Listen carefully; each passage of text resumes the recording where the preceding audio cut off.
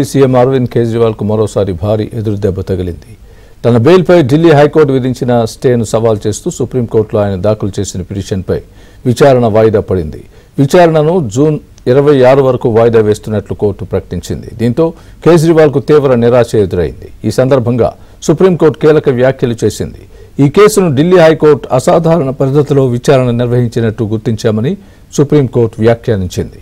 అదే రోజున తీర్పు చెప్పకుండా హైకోర్టు ఉత్తర్వులను రిజర్వ్ చేసిందని ప్రస్తావించింది.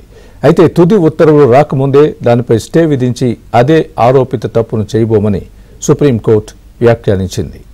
ఈ కారణంగానే సర్వోన్నత న్యాయస్థానం విచారణను వాయిదా వేసింది.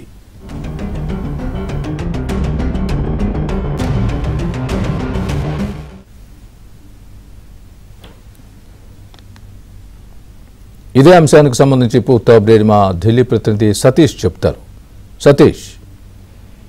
స్వామి, ఢిల్లీ సుప్రీంకోర్టులో సీఎం కేజ్రీవాల్ కు చుక్కెదురని చెప్పాల్సి ఉంటుంది. హైకోర్టు ఆర్డర్ వచ్చేంత వరకు కూడా ఆగాల్సిందేనని సుప్రీంకోర్టు స్పష్టం చేసింది. అయితే లిక్కర్ కేసులో ట్రయల్ కోర్టు ఇటీవల సీఎం అరవింద్ కేజ్రీవాల్ కు బెయిల్ మంజూరు చేసింది. ట్రయల్ కోర్టు బెయిల్ మంజూరు చేయడం సవాల్ చేస్తూ ఈడీ వెంటనే ఢిల్లీ హైకోర్టును ఆశ్రయించింది. ఢిల్లీ హైకోర్టును ఆశ్రయించిన వెంటనే ట్రయల్ కోర్టు ఇచ్చిన ఆర్డర్ పైన నిన్న ఉత్తర్వులు కూడా జారీ చేసిన నేపథ్యంలో త్వరితగతిన నిన్న వెంటనే ఆయన సుప్రీంకోర్టును ఆశ్రయించారు. హైకోర్టు తీర్పును సవాల్ చేస్తూ సుప్రీంకోర్టులో పిటిషన్ దాఖలు చేసి ఆ పిటిషన్ ను ఈ రోజు విచారించారు. అయితే పిటిషన్ ను 2 రోజుల తర్వాతకి విచారిస్తామని చెప్పారు. ఈలోగా హైకోర్టులో ఉన్న కేసుకు సంబంధించిన తీర్పును వెంటనే వెల్లడించాలనే అంశాన్ని కూడా స్పష్టం చేసిన నేపథ్యంలో ఇక కోర్టు 2 రోజుల గడువు ఇచ్చింది. 2 రోజుల్లో అంటే ఈ రోజు రేపు ఢిల్లీ హైకోర్టు 2 రోజుల సమయం కోరింది తీర్పు వెల్లడించడానికి. ఢిల్లీ హైకోర్టు ఒకవేళ రేపు తీర్పు వెల్లడిస్తే అరవింద్ కేజ్రీవాల్ కి అది నెగిటివ్ ఉంటుందా లేదా పాజిటివ్ ఉంటుందా అనే అంశంలో చూడాల్సి ఉంటుంది. దాన్ని బట్టే